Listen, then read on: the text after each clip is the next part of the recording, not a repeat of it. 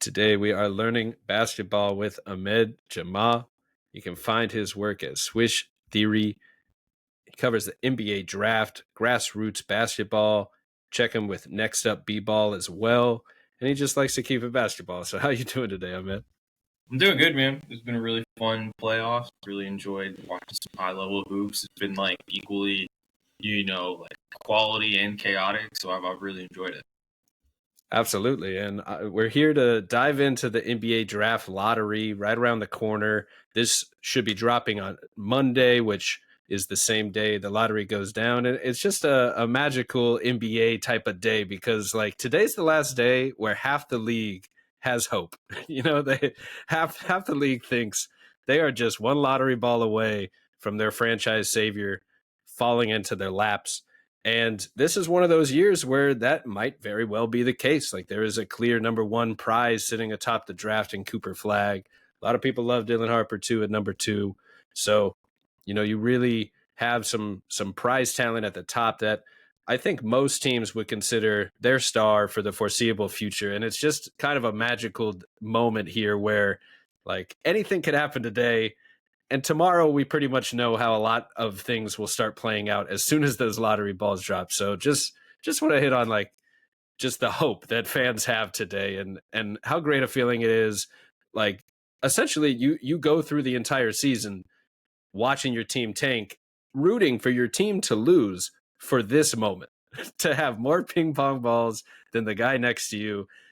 And what's crazy is like the odds are still just as slim as ever. Obviously, they lowered the odds to try to make tanking less of a problem. To me, I don't know. I don't know if it really helped, but you now have the 3 worst teams in the league have the best chance, tied for 14% at winning the number 1 overall pick. That would be Cooper Flagg. And they also share the same odds to finish top 4. So as long as you're one of the 3 worst teams, you have very high odds of landing in the top 4. And the only difference comes in your odds of falling to 5, 6, or 7 among those 3. So there still is a slight edge for being the Utah Jazz in this case, having the best overall odds. But it really has more to do with 5 through 7 at that point than it does your top 4. So, it's wild. And we've seen crazy things. I mean, the Bulls land Derrick Rose on a night like this with 1% chance or less than that. The Magic land Penny Hardaway on a night like this with a 1% chance. Like you really just never know what's going to happen. And I hate to say it, but the Spurs have 2 lottery picks in this draft. They should almost not be allowed to take part in this. But here we are. There is a slight chance of Cooper Flagg and Wembanyama, among all things, which should just be outlawed before it starts.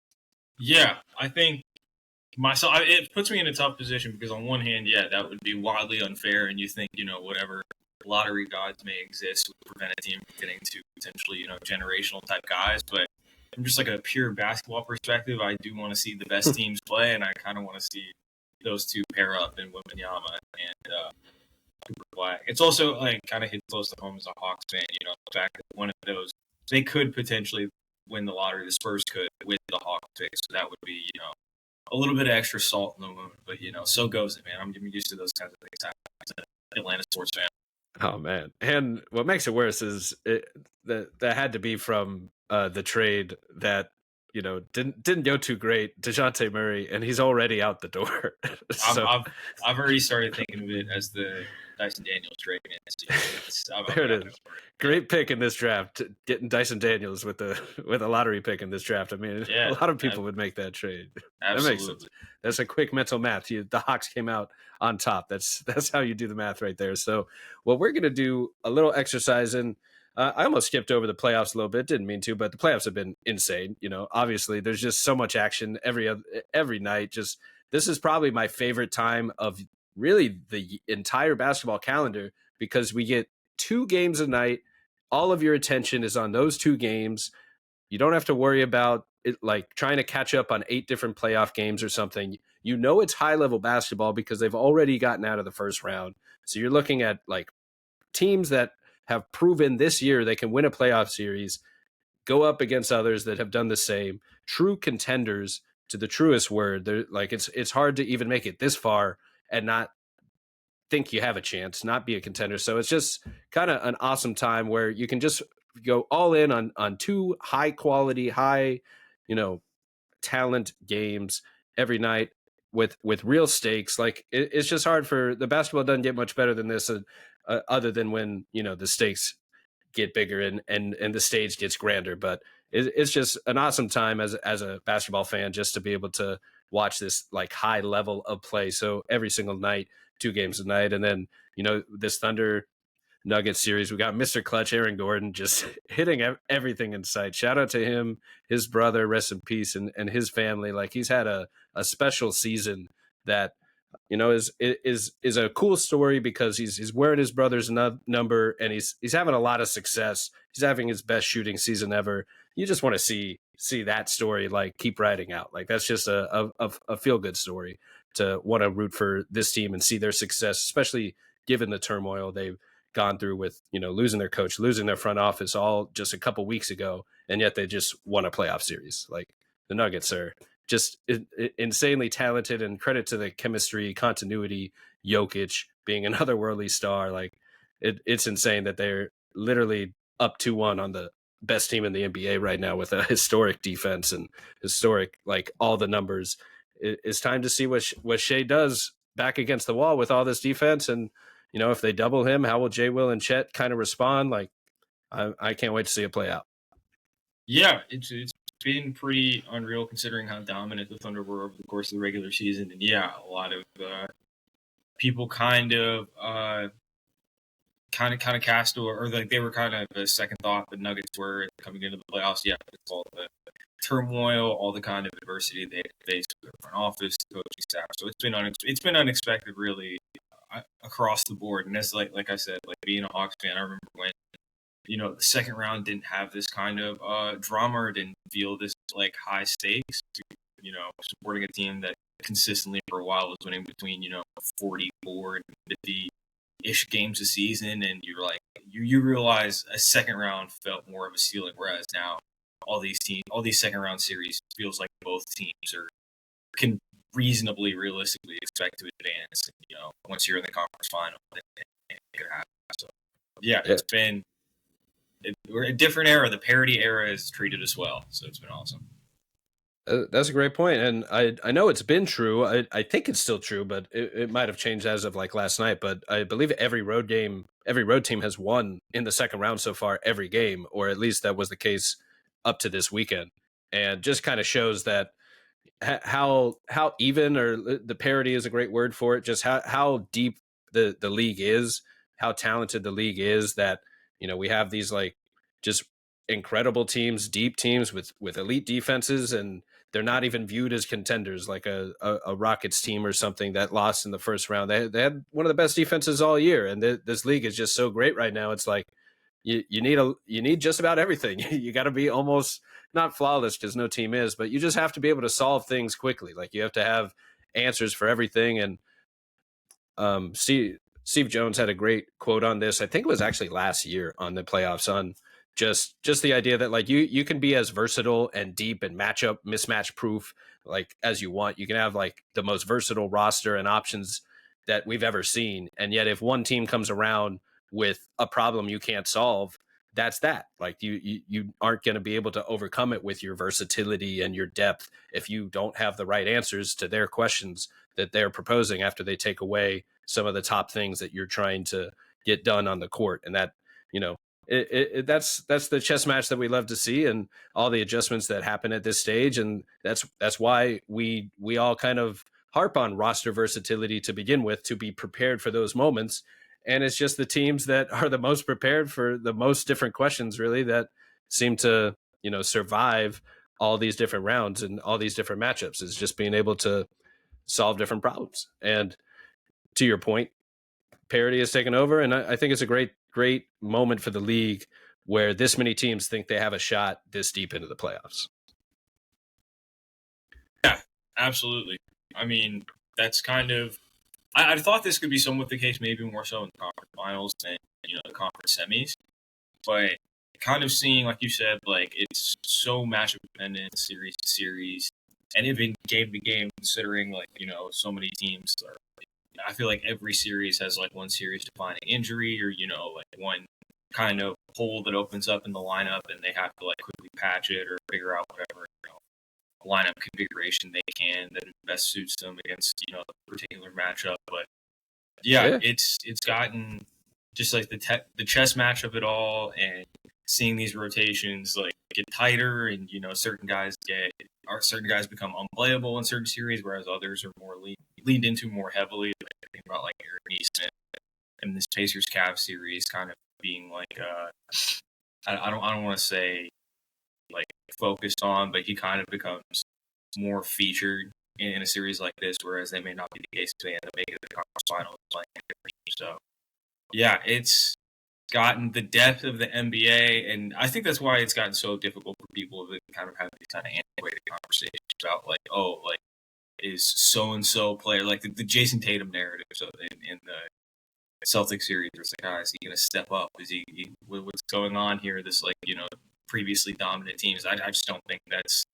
I think playoff series have just there's a lot more nuance. There's a lot more minutia to these matchups now. So it's interesting, kind of watching the clash of like it's like changing of the guard in the NBA and NBA meta versus kind of more like mainstream established perception of games. So yeah, it's been fun, man. I've really enjoyed it. Yeah, and it's I'm glad you brought up Cavs Pacers. I mean, they're dealing with all these injuries. The Cavs, after like an all-time great season, crazy success, won all these games. Like they look like they're a team that just creates open shots like a machine. And then all of a sudden, your stars like start dropping like flies, and you find yourself behind in a playoff series, losing the home court advantage you won over the season to a team that plays with a distinct style that will run you off the floor if you don't keep up. And like that just kind of gets at this matchup problem where like that's not a style I think of with playoff basketball. And yet here they are again knocking on the door for conference finals with that Pacers team. Like it's working. Like we can't deny. And like it like off the first jump, it reminds you of like the Suns in the D'Antoni years where it's just this offense pace, the regular season dominance, and then it just didn't quite hold up in the playoffs because of that change of pace. And yet maybe because of this era's style of play, the Pacers are just more effective with that pace advantage, the speed advantage, pushing the pace, because every team wants to play in transition, get the ball moving, get easy buckets that way. But they do it, and they do it top to bottom. It's like a part of their culture, part of their core. And like I was saying, like the Cavs have the edge with when they're fully healthy and with that talent. But like you said, a couple injuries, and now all of a sudden Halliburton could do it again and be right back in the conference finals. So it is obviously, band injuries. We don't want to see that. That's a wild card. No one wants to really talk about or like even factor in, but it happens every year and is breaking their way, and they're taking advantage of it. That's all they can do. So, shout out the playoffs. Way too much fun watching these games. And, but we're here to talk the draft. We're here to talk NBA draft lottery. And I thought we could do a fun little draft of our own where we're going to go through the projected top lottery picks and basically play matchmaker. We're going to say, where could the best fit for these players in this team? And so by fit, we should emphasize off the top, we're thinking long-term organizational fit, where we think this guy could help this team in the long term due to the culture they're building, the type of prospects they look. I would say slightly more so than next year's team. This is why we're drafting for fit. I think that's kind of the exercise here. So more so where we think a guy's going to get organizational investment while also considering their current roster and their current, if a franchise player like a Scotty Barnes is already on the Raptors, you're probably not going to draft a guy that plays just like Scotty Barnes and throw him on the Raptors. But you might think in your mind, like we're not trying to solve next year's question marks as much as the next 5 years, the next 7 to 10 years, if it works out that way when it comes to the draft. So when we say team fit, it's not just this guy fits great on next year's roster. It's as much about this guy fits great next to the young core on this team going forward, or just as, the start of a young core for a certain team. So, I have a few teams here that are kind of at the bottom of the barrel. They all pretty much have like the best lottery odds. And I would say that they have they don't have much going on, I guess, where let me phrase this the right way, where at the very least they could use a franchise savior. Like they are here for the big star. They are star hunting. They don't necessarily either have a star that they have built around, or if they do, maybe it's not the happiest of arrangements where maybe that star might find their way out at some point here soon. So I figured we go through one prospect at a time and just kind of feel out where some of the best team fits are, organizational fits are for some of the top projected prospects. So we might as well start with the man himself, Cooper Flagg, the prize of the draft. Everybody wants him. Is whoever wins the number one pick tomorrow night will know 100% that their team is getting Cooper Flagg. This is essentially the exciting part of the draft night of the first pick, is not the draft night itself where we already know where he's going, but tonight where we find out where he's going for the very first time, because there's just no doubt in anyone's mind that he's going to be the number one pick. So, because of his skill set, are you someone that 100% you think that he is the type of star prospect that any team would be happy to build around as a franchise cornerstone going forward? And where do you what city kind of jumps out to you as possibly the best fit for Flagg? Yeah, I mean, I do think he's that kind of star because his game's so malleable. Like, there's not really. I mean, the answer is, and you kind of teased it early on. The answer is what he would be the best fit for Flagg. It's all 14 that are in the lottery. There's not really a situation where I think this could be a little bit of a difficult transition for him. His game's just so frictionless. Like, I think he showed this year, like, having a pretty, he had 30 usage, like really high, heavy creation burden, still able to, score and create effectively, but shot the ball really, really well. I don't think anyone was expecting him to shoot.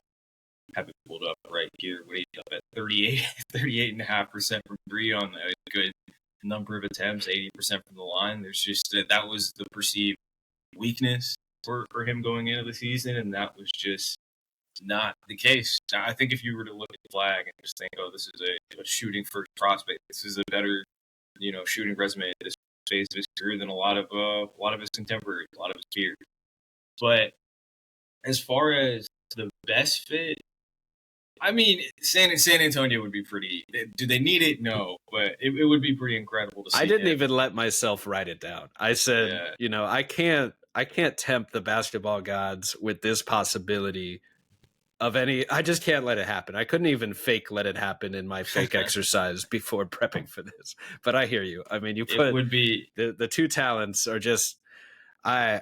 I think for the rest of the league's sake is why I don't want it to happen. But as just a fan of great basketball players, I mean, come on, like this is unfathomable to think about back-to-back number one picks with legit guys.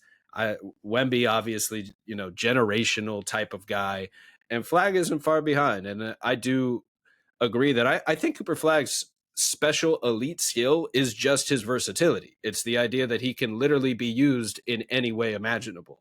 I've written and joked before calling like Aaron Gordon and Franz Wagner Swish Army knives as an incredible pun, but Cooper Flagg really is that Swish Army knife, like to a T. Like he can already, because of the swish, because he can shoot. That's why it works so well for him. But like you said, like the shooting, for me, it was his scoring, his on-ball creation was my biggest concern. And then after high school at Mount Verde, just to see how, like, when you're judging from a superstar level expectation, like, can he create a good look for his team every single possession, like a heliocentric creator, like LeBron or Jokic or Luka? And at Mount Verde, I would have bet on someone like Cam Boozer over that. But I've seen enough at Duke, and so has everyone else. Like he continues to answer the bell where every time we think he has a hole in his game, he fixes it, addresses it, and like is better than you would have thought already at that thing. So like he's a good shooter, a good scorer. He can create ISO for himself and for others. I do still think at like his maximum impact, I would still like him to play with something of a point guard that is setting him up because of his incredible off-ball abilities as a shooter, play finisher, cutter, and all the turnovers he's forcing. Just I feel like that would still be the idealized version of him. But at the end of the day, he's going to be the number one pick. He's going to be the franchise guy for one of these teams come tomorrow. So we're recording this on Sunday, so it's coming out Monday. So if I say tomorrow, we're talking about tonight. But Cooper Flagg, in terms of the teams, yeah, I mean, the Spurs are pretty much a great fit for everyone, so it's hard to go away from that. I'm gonna. The first thought I had was that I want to see a team like the Nets just get a guy like this. Like, yeah, I mean, the answer is all these teams at the very top, like the teams that just lack any identity, and the gap between these teams at the very bottom and even the middle of the table kind of teams, like mediocre teams, like the Hawks, for example. That gap, weirdly enough, is kind of just grown, and the teams near the bottom of the league, and this is the case for the past 2-3 years, are just really, really. I mean, the situation is just very bleak at the moment. Yeah. So, I mean, the answer is the Jazz, the Wizards, probably the Jazz the most because they've been kind of in this purgatory for a while. The Jazz, the Wizards, the Hornets, all desperately need Cooper Flagg.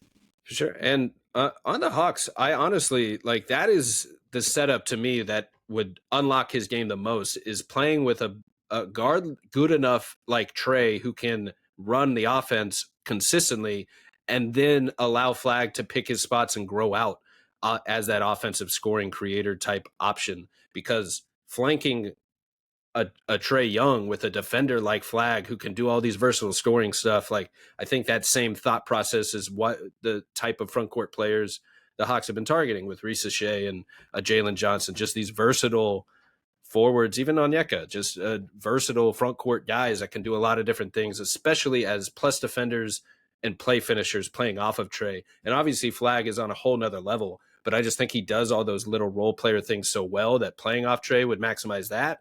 And then the defense complements a Tre to help cover him up a little with a defensive anchor. And then you also get like a secondary scoring, an off-ball shooter off Tre. And you can kind of like your turn, my turn, or maybe there's even better chemistry than that as multiple top scoring options. So that's a fun, like random one if they randomly could win the lottery like that. But I would like to see Flagg on the Jazz or the Nets is where I've ended up, I guess. Like, I'm with you. Like, they both kind of have ended up in this purgatory where they just need a guy.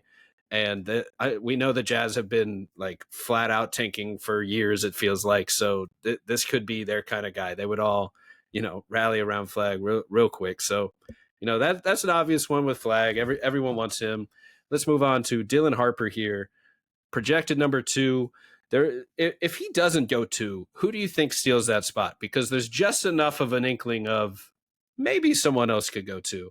But I think he's all but pretty much a lock at 2, unless like all it takes is one team to love one player for that to not be the case. But this is another one where pretty much any of the bad teams could just bring him in and probably enjoy him. I circled the Wizards. I'm not exactly sure why they stood out, but mostly because I like their defenders and their kind of veteran shooters and team first guys they brought in place, and maybe putting the ball in Harper's hands and so for flanking him with the defenders that they've kind of collected could be something of a nice core going forward. So I circled the Wizards, but you could talk me into a couple other teams here. Any landing spot you think would be best for Harper? Yeah, I really like the Raptors. I really like the Raptors as an idea because they're a little bit more, I wouldn't say fully formed, but they have more just kind of stable or NBA players that have kind of like earned their spot in the league. You can see them being like, they have that outline, the shape of a competitive team versus, the Wizards. And I think the Wizards were the youngest average team. They had the youngest average starting lineup in NBA history this past season or something like that, something ridiculous like that. But with the Raptors, they have a bunch of guys who I like in more complementary roles, like Emmanuel Quickly, and Scotty Barnes and Jakob Poeltl. So I think like having a downhill creator, they really are just kind of missing that guy that can consistently break the first line of defense and create plays going downhill. I think Harper would fit that mold really well, and then you put guys like Quickly, Grady Dick spacing the floor, and then you have Scotty Barnes kind of being able to play as more of a off-ball, complementary, kind of do-it-all type player. Like you mentioned at the beginning of the podcast with Eric Gordon, something more of complementary, low usage role. And then I think that's that's a team that could see a massive leap with a player like Harper, where they could go from one of the worst teams in the league to I think maybe a different play-in team in short order if they had someone like Harper in the fold. Yeah, that's a great shout. And yeah, I definitely agree on their roster construction. Like there's a lot of good players on this team. It is a little confusing like why they weren't as good as maybe they thought they would be given all the talent, but maybe some things just didn't click. And that's a good shout that, the downhill guard is something they could really use, someone to penetrate the paint. I remember I liked the fit for a Nolan Traore for the same reason back when he was in the talks of going roughly as high as a lottery. Maybe they snag him in later in the draft now as his stock has slipped pretty hard. But obviously different players. But I like that quick first step and could just kind of be a connector, maybe hit the three and defend if that ever kind of comes to fruition for him. But that's a good shout for Dylan Harper. I also threw the Bulls on there for just the fun of it. I mean, Ron Harper as well. That'd be a fun homage to him. And they could use talent like that. Obviously, they got Matas, Buzelis, to really exciting fans there. Kobe White has been nuclear ever since the trade. So that could be another one where they get their guy and Dylan Harper. You got Buzelis, and you just kind of build out from there. They are in theory gonna possibly max or Josh Giddey as well. I don't know how much the rumors are with that. There was a lot of production the last few months, but that's quite a deal. Didn't even want to get that one out. You were struggling with that. I couldn't even believe the words I was trying to say, but that seems to be the rumors. We'll see. Around. The Bulls are going to bull. They kind of have their own set direction, set path. It seems like their roster construction. So I agree. They do have like some players that are interesting, some younger guys that are interesting in Buzelis and Kobe White, but Harper would definitely. I think his like primary or like his strongest skills, his strengths are kind of like a lot of teams at the top of the lottery are bad because they didn't have anyone who could like create good advantages and could handle the ball a lot, can make consistent decisions with the ball. So I think he's another one similar to Flagg where he'd help virtually all of maybe the Hornets, not necessarily as much because they have two guys who are already demand a lot of usage and kind of their value at his offense. But I think he would be good with the Wizards, Jazz, Raptors, and the Bulls like you said. Yeah, Harper does a lot of things well. I think he's going to make whoever gets second pick very, very happy, the fans there. He's a fun guy to watch and can just take over games and get downhill, use that body control, that athleticism to just create his own space. And there's a lot to like with him as a prospect. And I agree. He could help just about any of these teams. And we're slowly getting out of that area, but we're here at the third slot. Ace Bailey, to me, is the most polarizing player in this draft. I think some guys are as high as him, number 2 or 3, as low as number 10. And that goes for a lot of these guys. But I think because of the billing of him being like a lock for top 3 before the season and now kind of a little more open-ended of what exactly could happen, I think he's still projected 3rd or 4th in pretty much every draft you look at. So I don't really see him falling past a 5 or so, but maybe you've heard or seen differently. But any teams that stand out for you and Ace? I think probably not the Hornets actually. I think Brooklyn, because they're such a blank slate, that'd be an interesting spot to see him potentially, earn some more ball handling duties and responsibilities early in his career before they kind of. Because I think with the Nets, they're probably going to be in this conversation next year as well. So he's a guy who hypothetically, the spacing and size he brings that he could slot pretty well next to if they were to acquire more of a more ball dominant kind of like conventional primary guy in next year's draft. They could you can spend this year kind of fleshing out some of the ball handling, some of the decision making stuff he struggles with at the moment.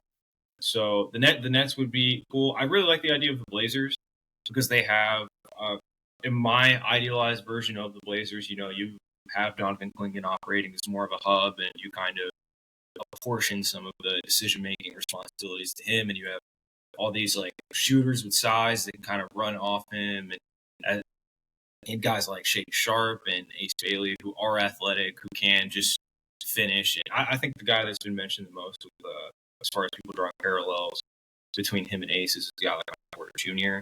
And you could recreate, not saying either of them are exact one-to-one comparisons, but you recreate some of that, like that two-man game, like a guy like Jokic and MPJ have, or you see on like a lower scale, you see someone like Domantas Sabonis and Keegan Murray, where it's like you ball handling, decision making big, and then you have a wing player who's a dynamic shooter and play finisher. So I think that could be an interesting tandem if Ace or the Blazers were to rise up in the draft, or Ace were to fall. Who knows? Yeah, both possible. Yeah, the Blazers are a great shout. I have them on a couple different players, I suppose, as well. But similar idea that they're an up and coming good team that plays really hard, has a lot of interesting prospects. Like they have real talent. Like maybe they don't have the clear star per se, but they have Toumani Camara is a really great defender, and you mentioned a lot of the other talent. They have a lot of fun guards there. I mean, they that is a good team where you could slide in kind of this idea of Ace as like at the very least a D3 type guy. And what else can we get? Can we get that, scorer that is just nuclear some nights? And obviously the insane tough shot making when the shot is falling like that. The questionable handle is, as you hit on, is the biggest concern for the self-creation. And I've probably compared it before, not as a comp, but almost to the situation Jabari Smith was in draft talks, being in the top 3 for Paulo and Chet that whole time. And the expectations just get changed when you're now a top 3 guy. You're now compared to those versus just a guy. You have no expectations. You're just a basketball player trying to make the NBA. Like, expectations can, write a guy's success story or disappointment story. And I think that it hopefully doesn't hurt the way he's viewed around the league. I hope people don't put too much expectations too soon, because he's really good at a lot of things. I just want to see him find that right role. And to that point, I actually thought of like the Sixers, or maybe a team that's already pretty good that might get the most out of him for his current skill set, where if you throw him on, say, the Sixers, or I also listed the Rockets and Spurs there because these are all like teams that could be pretty good next year, or back in the playoff race at the very least.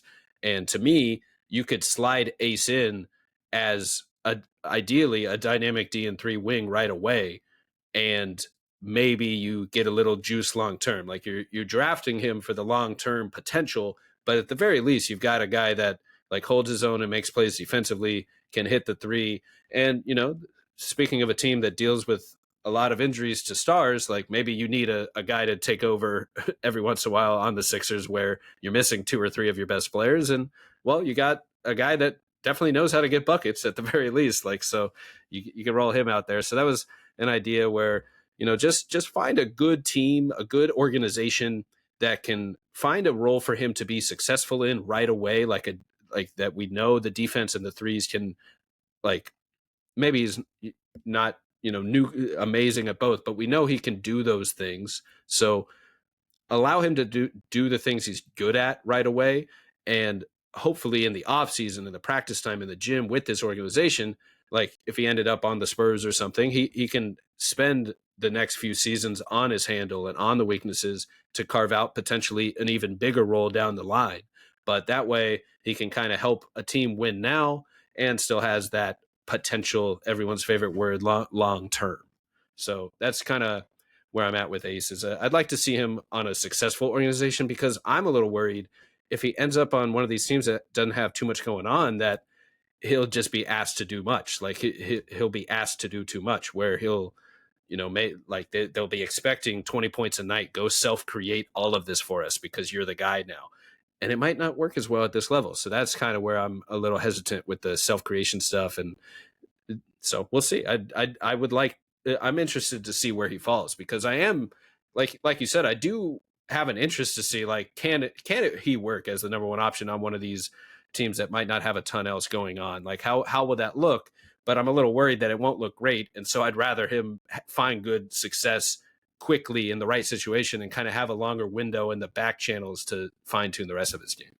Yeah, I mean, fully candid, I don't really ever see the creation stuff kind of manifesting with him. I think that, well, but like you kind of said, if the earlier you're able to define that role for Ace, I think the more likely you're going to have success or earlier returns. I didn't even consider a place like Philly because so much of that roster is in flux, and it was kind of a chaotic season to say the least this past year. But yeah, a place like Philly where his role would just be, hey, crash the glass, hopefully they can, progress his team defense instincts quickly, and then, defend, rebound, and then just hit spot ups and, just kind of limit the decision making as much as possible early on. But yeah, I think he's probably the most, out of the guys we're going to talk about, at least near the top of the lottery, he's probably the most, his early returns are probably the most predicated on his landing spot early on. Yeah, absolutely. And these next two names, I think I'd view similarly in some ways, I guess, in terms of team fit. But VJ Edgecombe, another guy with incredible athleticism, like jumps out the gym, is also thought of as like he has a DN3 base to him, and everything else is kind of a question mark of what he could be. But he has enough of the athleticism, and we've seen enough of at least one proven skill in the shooting that, along with from my perspective, development over the season where you do see the decision making, the handle, and the passing improve, doesn't necessarily mean they're great, but they improve as the season goes on, and a proven skill and the defense and the athleticism. Like, these are bankable traits that pretty much a lot, like, evaluators want to see the bankable traits that will translate right away to a role. And there's just enough there to be like, maybe he can be something else, because he can just fly out of the gym and he can shoot the lights out on some nights. And, he can get downhill. It doesn't mean it's the prettiest thing every time, like I was saying, but he can get downhill and penetrate the paint too, because he got a quick first step. So can he utilize that athleticism to be able to at least kick the ball out and make good reads as his game develops? So was there any teams that popped up for you? Because I'm kind of thinking similar teams. I actually had the Blazers as well for VJ, where maybe you slide him in. They just kind of maybe they miss out on some of the stars higher up in the draft, and they just kind of take the DN3 high potential athlete, because, as we're saying, they already kind of have a culture being built there, and maybe he slides right in and they untap a little of that potential and get the most out of him. He kind of popped out for that reason. And I have the Pelicans on here for a few teams, and it's just a little hard to know what they're going to do with Zion there. So I'm assuming Zion is still there next season, and that this is part of the thought process. But obviously, if he gets dealt, then they just become another team that with no clear direction, and they'll take any of the high potential guys. But if he does stay, then you can kind of see, like, why not take the high potential guy next to him with the DN3, and that you can kind of slide right next to him. Ingram's out of there. So, that was another one that popped out. Any teams pop up for you in your head for VJ? Yeah, the Pelicans is pretty interesting. I think that'd be kind of a cool group to see VJ gelling with, because you can, again, kind of reduce the ask. He was asked to do a lot in Baylor, kind of play in a role or cast in a role he may have not been the most comfortable. I think that's why you saw a lot of the record scratch moments on ball, where you see how unrefined his handle is at this stage. He's running a lot of control heavy offense.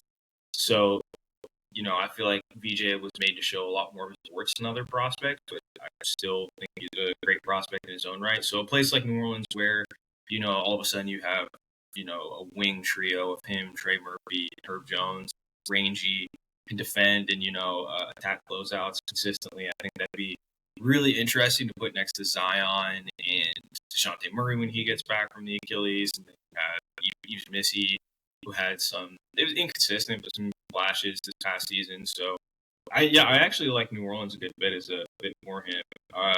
The Hornets, the team who's retrieved their name, I guess, from the Pelicans, but the Hornets would also be awesome. They need a lot, but I think defenders, specifically kind of like defenders who can alleviate some pressure from LaMelo and Brandon Miller, like Jay. I think his defensive versatility is kind of a big sell there. Like, he can play point of attack. He can, provide some help side rim protection. So I think the Hornets would be really awesome.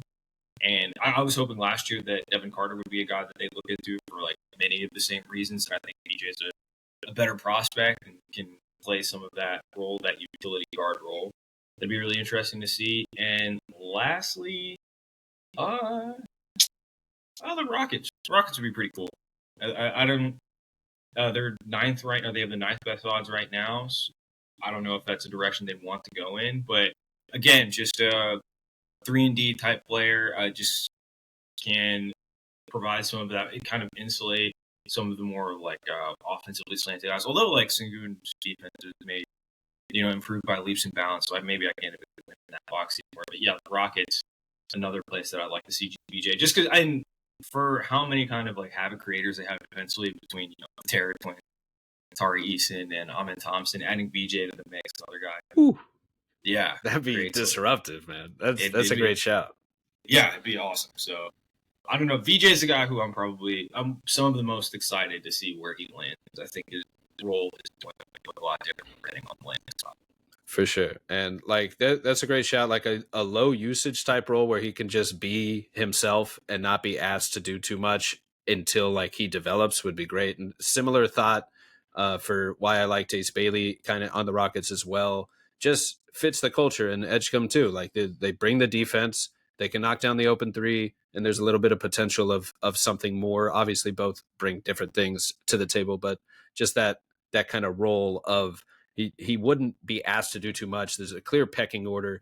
I mean, Reed Shepherd couldn't even find the court because there's so much talent on this team. Like he just kind of rolls right in with, the Cam Whitmores, the Amen Thompsons of these like freaky athletes. And you mentioned Tari Eason just fits. Edgecombe does with that group, a little bit of three ball. And then like we've said, maybe he can actually fine tune a little bit more of his game, and at the very least be another guy that can really attack the paint and kick out and keep that ball moving in that cycle alongside all these other guys. But definitely fits the culture they're looking for. And so the next guy, Tre Johnson, he's an incredible shooter.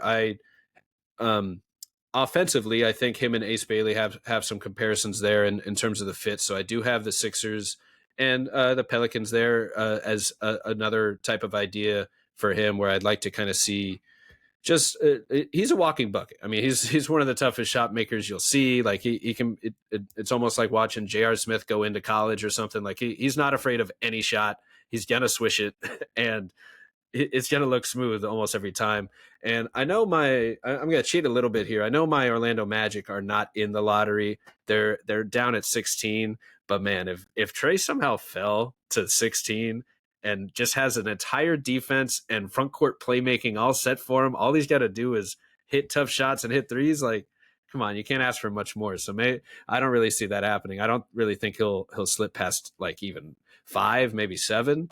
But that's kind of my dream slip of the lottery picks down to Orlando. But another guy where like the Sixers, we said before, he could come in and just hit threes and be asked to just shoot and score off ball, not be asked to have to do too much.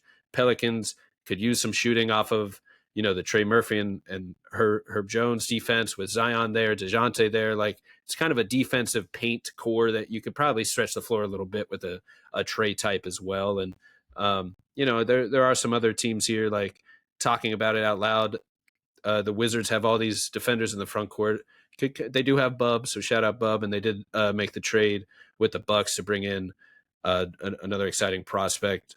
So might be a little too crowded there, but just somewhere where he can go get buckets. And what do you make of the Nets rumors that the Nets are interested in Tre Johnson? Because that one confuses me just a little bit, because they have Cam already there, and Cam is a walking bucket, so they just want more Cams. Like they just want all like all the walking buckets that they can collect. But obviously they're not the same player. But I kind of thought they had that one box solved. It was everything else that they were looking for. So I mean, maybe you like the fit for Brooklyn. I know that's been a rumor of the Nets having interest in Tre, and then that's also been a comp for Tre in some circles as well. So what do you think of him to the Nets, and then just your favorite fit for him? Yeah, I mean, that makes sense for the Nets, because I mean, I think I see what like the similarities people draw between the two, just being like bucket getter, like you said, like offensively slanted guys. I don't think it'll look very similar because I think one of Tre's greatest skills is just like the not just the shooting, but like the versatility of it. Like he's going to be a ridiculous shooter at the next level. I think Cam's a little bit more deliberate as a scorer. Like I think he needs a little bit more. I think he needs like more specific environments to kind of get his game off and be comfortable. Whereas Tre, I think as he progresses, and he's played a lot on the ball, like dating back to high school. But I think as he progresses, he will be like more of like a frictionless type of player that can just be kind of easily integrated and play with, like you said, like front court playmakers, or if he's asked to play kind of more specifically like movement shooting oriented role, like he ends up looking like a Tim Hardaway Jr., for example, or like Malik Beasley, how those guys are deployed in Detroit. I think Tre could build that a little more capably than like a Cam Thomas type, or even a Tyler Hero, another guy who he's been compared to. But yeah, Brooklyn, I don't know, man. I think with all the teams near the top of the draft, like in that range, it's a weird time to be talking about fit. I don't think fit is necessarily. Yeah. I don't think that should be necessarily in their vocabulary at this stage of the roster construction. But if anything, it's like avoiding bad fit. Like, you just don't want too much overlap, I think is what I'm thinking. Yeah, it's like you don't like with the Hornets and some of these prospects that are rumored to the Hornets when they already kind of have some of their perimeter shooting figured out. Mm-hmm. Yeah, but then again, it's if you like a prospect enough, no matter the overlap. Even if you think these were strengths, or these could be pillars of your team moving forward. Because they want 20 games, in the low 20s. I think more than likely, if one guy, just because there's overlap, if one guy just is better at said skill, I think they probably go in that direction. But it's kind of an aside. But with my favorite fits, I think Houston would be awesome for Tre. Again, he's not going to fall out of the top 5. I've seen outlets like more pleasant people than myself that said he could go as high as 3. Like if you'd mentioned if there was someone to kind of unseat Ace Bailey in the top 3, it could be Tre that does that. But I think the Rockets would be awesome because, like I said, like he works so well with any sort of interior playmaking, like Magic have or like the Rockets have with Sengun. And then I think with Jalen Green, I think that kind of like construct they currently have, where they have a ton of rangy athletic guys. They crash the glass incredibly well, and I mean they almost won a series just off of that like very like clearly defined identity. So I think with Jalen Green, the issue was, and why there was like a lot of inconsistencies in his game over the course of that series. I don't think he's like that level of a shooter. But if with Tre, like full stop, this was probably, at least as far as like the Bart era, quote unquote, like recent, like since they've done like play-by-play stuff for college, this is probably the best one and done shooting season ever. Like for like at least in the past decade or so. I don't think anyone, like any freshman, has those kind of just in the just the sense of shooting. I'm not saying there have been better freshmen offensive seasons, but I don't think anyone had the checked all the boxes, had the resume that Tre did shooting the ball this past year. So I think they're trying, like the way Houston tries to use Jalen Green or the kind of pressure points they try to apply with him, I think Tre would just be more capable of fitting that role and can replicate a lot of what I feel like they're trying to use Jalen Green as. So I think that'd be an interesting fit. Again, probably not going to happen, but other teams that have a shot at him, Washington would be interesting, I think. And Washington, and actually, because of how good he is scheming movement shooters and just like manipulating spacing in general, the Jazz would be really interesting. I think Will Hardy with Tre in their system, they've been so creative about how they've used Lauri Markkanen and Keontae George to a lesser degree. I think that'd be intriguing to see Tre in Utah. Yeah, I definitely love the Rockets shout. I mean that's a great shout, and also I mean the Jazz do a lot of interesting things, like you mentioned with Will Hardy and shooting, the way they've unlocked Markkanen as a shooter. That'd be super interesting to see Tre. But yeah, as you painted the picture, like seeing Tre in that Jalen Green role would be, super just fire. I mean, he's a knockdown shooter out there, and like watching that half court offense, just struggle to find anything, like I think is what I'm thinking kind too. of way to put it.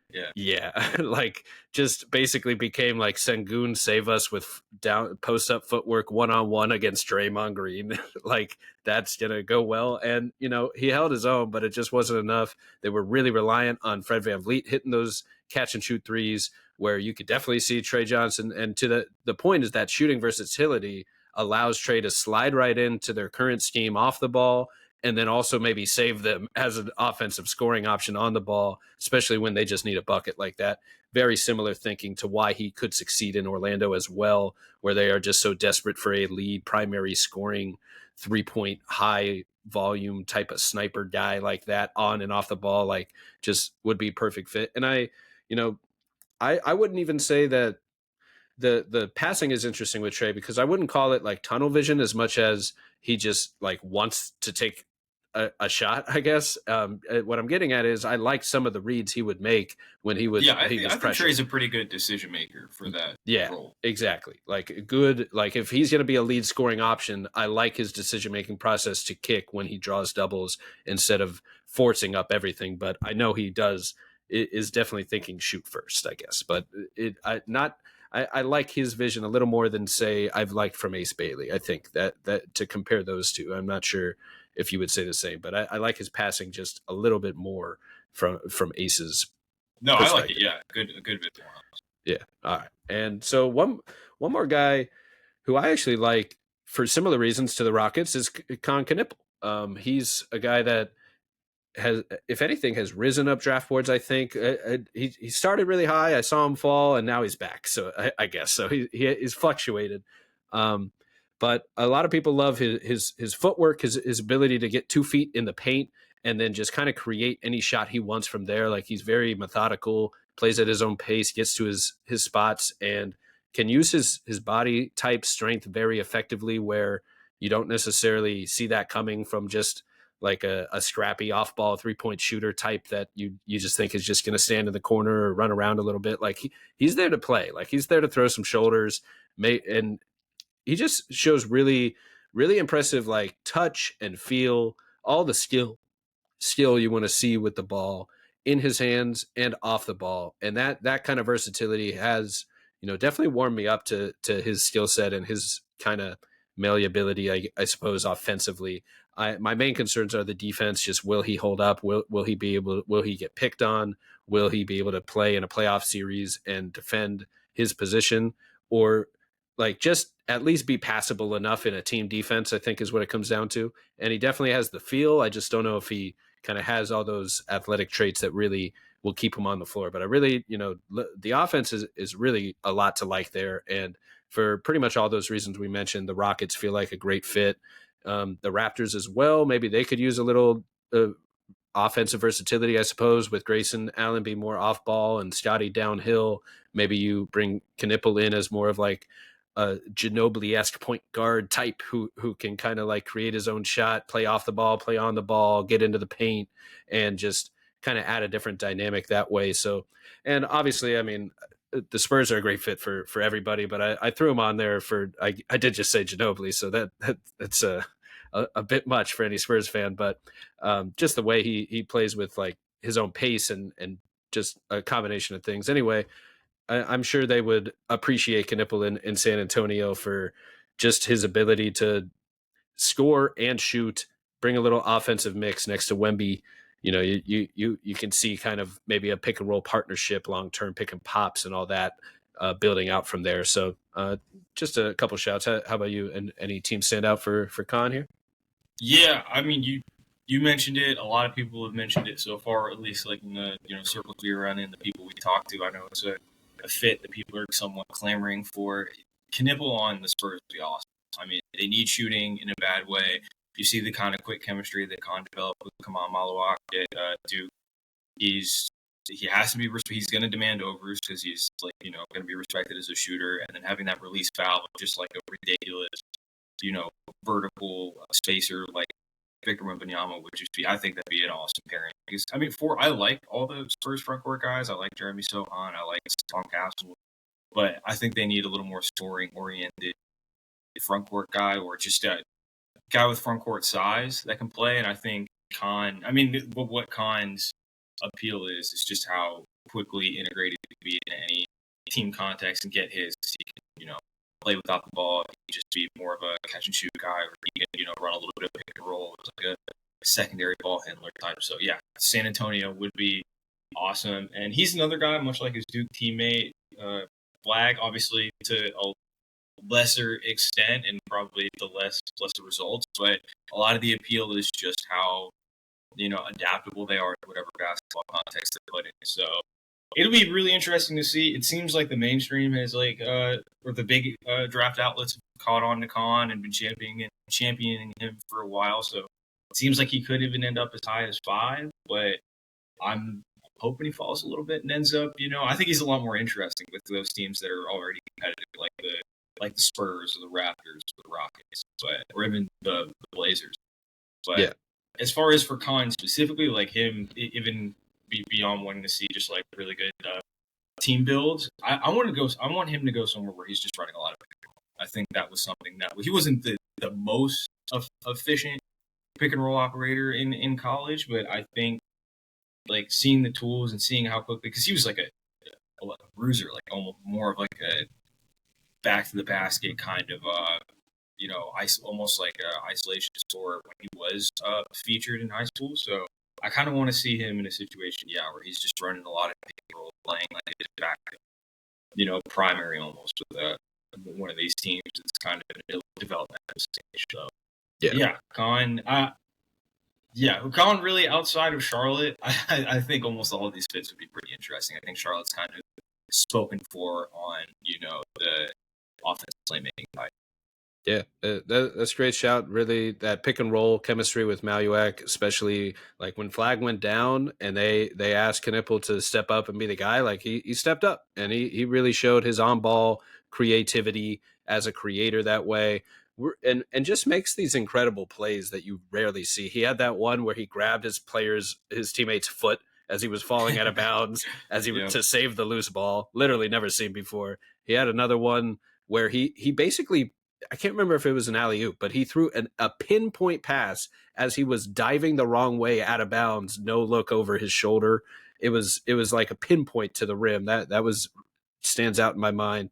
But yeah, totally agree on his skill set. I've really warmed up to his game and much more than just an off-ball shooter, much more than even a versatile off-ball shooter. Like he can dribble, he can create and do a lot of things. But I am with you where I don't necessarily want to see him be given like a James Harden heliocentric role right out of the gates. Like I would like him to have a little supplementary pieces around him that just kind of make his game better. And like you said, run a lot of pick and rolls, whether it's someone with like Wemby or, wherever he ends up, maybe it's handoffs with Sengun or pick and rolls with Scotty and Podol up in Toronto. Like could be very interesting. And his Duke teammate is the guy I have next up here. Khaman Maluach. Really incredible play finisher, best rim roller, lob threat, finisher at the rim in the draft. We know his percentage at the rim is like historically great. Like I think it was, I don't know where he ended up, 72%, 80%. Like it was the greatest, one of the best rim percentages we've ever seen. Great hands, great lob threat, and a tenacious defender. I like how he uses his hands, how he holds his own down low, like a traditional 5. Can be a little, I don't know if plotting is the right word, but he can also, like, it comes off that way on first look, I guess, but he also like moves well, I guess is what I'm getting at. I like the way he kind of holds his own in post defense as a rim protector, help defender, and then runs the floor as hard as anybody, and has shown really good touch on rare opportunity when he's given maybe a post up fadeaway or a mid range shot that he has hit a time or two. So for him, I have the teams that stood out to me is I really like the Raptors fit. I know they have Podol, but he seems like a Masai guy, like just the length, the size, just some of the attributes that he brings, and could plop him in right next to Scotty Barnes. And if there's enough 3-point shooting throughout that lineup, I just really love that defensive base that you have there, kind of like a mean play finisher in Khaman, and then Scotty who can set him up and pick and roll. and maybe they build out an offense out of that identity. Like really like that core. And then the other one I threw on was the Hornets. I thought he could be like a nice anchor for that team because we've hit on their offensive perimeter creation so much. Like give LaMelo a lob threat like Khaman Maluach. That could go well. That could really be a real pick and roll identity for that team that kind of could use a little more consistency in the way they run their offense. So, there's some thoughts there. And I do think he's one of the highest floors in the draft where he's going to help any team that takes him as a plus defender and a rim roller. And I don't necessarily see like potential for everything else developing, but I do see potential for the high impact that he brings on both ends from doing those two things specifically so well, and then potential as a shooter a little bit. Like maybe he develops that pick and pop threat or a short mid range or a couple counter moves in the post. And was there any teams that popped out for you? Yeah, I would love the Pelicans. I think the Pelicans would be the sweetest possible fit. I know they just drafted Yves Missy this past year, but I think Maluach bring a lot of what we're hoping Missy just in spades, and I think it would just be more accentuated having that kind of lob threat paired with because Zion, if he's able to replicate what he did in like a small sample this past season. I mean, and in every season he plays with any sort of regularity, he's awesome. So if he's able to do that over the course of the whole season, I think pairing that rim pressure with Maluach and Missy, if those guys are kind of able to, share, kind of split that minute share down the middle, and even Carlos Matkovic, I probably just butchered his name, but another big. That's a pretty interesting trio of bigs. It's like almost like a platoon of bigs they could run, and then with all the kind of shooting and ball handling they have on the wings, and with DeJounte Murray and CJ McCollum, I think that's like a very interesting sport they're able to acquire. So yeah, that is my, and they're probably going to end up with a pick too high to consider him. It doesn't seem like Maluach's really been able to work his way into that top 3 or 4 conversation where I know a lot of other people that write Swish, including myself, have him. But yeah, I think the Pels would be my ideal fit. And if there was probably it's interesting. All these teams kind of near the top have bigs, more or less. Outside of which I did really like the shot with the Hornets. Yeah, I think just kind of Mark Williams, it's a very similar They've been starting Taj Gibson far too long. Yeah, that was kind of a shocker to see Taj in the lineup. But yeah, it's I know they have Mark Williams, but they obviously aren't overly attached to having Mark Williams on the roster. So they bring in someone with a similar skill set. They parlay Mark into something else in the short term. But yeah, like you said, he's pretty easy plug and play in most of these systems. I think it's just I would like to see him with the Pelicans. So if I could have mine, drop. Yeah, that's a great shot. I love that fit as well for all the reasons you said. They were a big rumor mill team for trading for a center the past season, or if not going back even further. Just a great fit. Like imagine like Zion drawing 2 going downhill. Like he draws the most doubles in the league, and now you have the best lob finisher at the rim, like coming out of the draft available right next to him to throw up a lob to. Like that's a mean combo right there. And then you get a little defensive anchor. I mean, try getting in the paint against Khaman and Zion. That's about as big shoulder block people that you can think of trying to get through.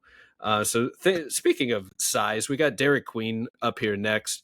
He's a guy that is also a little polarizing, but he's a guy that I think like a team that is star hunting should go ahead and take a dice roll on Derek Queen, especially if they want a front court hub that can get downhill and make good reads while doing it. And like he gets to the rim.